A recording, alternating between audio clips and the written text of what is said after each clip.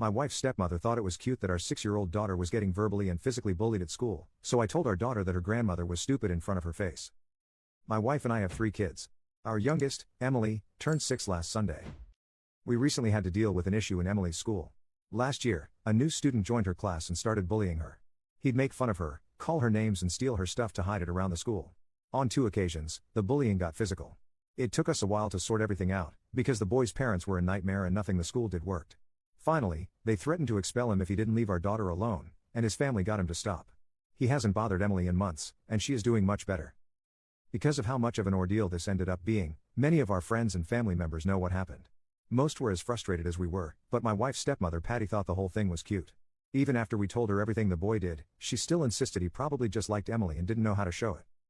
For whatever reason, she's fixated on this. Every time the subject comes up, Patty says she still thinks we're being dramatic and the boy deserves another chance. My father-in-law fluctuates between being angry at the school and agreeing the boy was probably harmless. They never spoke about this near the kids, and my wife and I don't give a shit what they think anyway, so we never worried much about this. We're throwing Emily a birthday party this Saturday.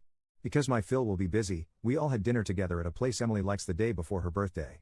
Near the end of the dinner, she started talking about her party, how excited she was and which of her friends were coming.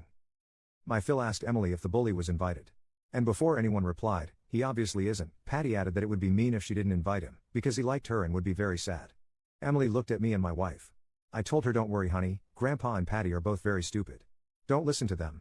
They looked shocked, but didn't try to argue. We had an awkward goodbye and went our separate ways. My Phil called us on Monday. He apologized for what he and Patty said, but told us he expected me to apologize as well. He said that I crossed a line by insulting him and his wife in front of his grandchildren. My wife and I have been on the same page throughout all this. But yesterday, she told me she was starting to wonder whether it wouldn't have been better to deal with this privately, especially since we don't like insulting people in front of the kids. Am I a jerk here? Update. I'm very grateful for the advice and support you gave me on my first post. Emily's birthday party went off without a hitch, and she had a great time with her friends. It's always bittersweet watching our little girl grow up so fast, but me and my wife enjoyed ourselves as well. We talked more about what happened over the last few days. My wife made it very clear that she didn't care that I called her father and Patty stupid and didn't think I should apologize, but was concerned about our kids thinking I was a hypocrite. We always aim to teach them to be kind and avoid insulting others, and it doesn't feel fair to hold them to standards we don't hold ourselves to. So Friday night, we sat the kids down and discussed what I'd said. We explained that I was upset at what my in-laws had done and was trying to protect Emily, but that what I said was still not nice and they shouldn't repeat it. I apologized for the language I used. Besides that, my wife and I also talked about how we deal with her father and Patty.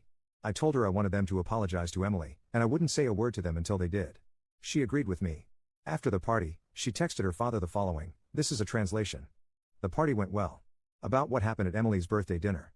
My name, will not apologize. Patty has no right to tell our daughter how she should feel about the boy who made her life hell for months, and neither do you. I'll call you tomorrow and you'll apologize to your granddaughter. If your wife wants to continue being a part of the children's lives, she will too. And if she mentions that boy again, I'll have to seriously rethink the role we're letting her have here. This isn't up for discussion. She showed me the text before sending it, but I agreed with pretty much everything. They had a short fight about it, but he agreed in the end. I offered to apologize to keep the peace and my wife told me not to. Both my Phil and Patty finally apologized to Emily on Sunday. We're not confident about Patty, but my Phil seems sincere. Either way, we've decided to loosen our ties with my wife's stepmother for a while. We're still working everything out, but we'll see her less until at least my eldest son's birthday, October. I have no doubts my Phil loves my children, but he's a very strange guy. He was overprotective of his daughters their whole youths, but frequently tells us we're dramatic when it comes to our kids. I never had any strong feelings about Patty, but her treatment of Emily's situation has soured my image of her. On a side note, the bully found out about the party. His mother found my wife on Instagram and messaged her to complain that he wasn't invited.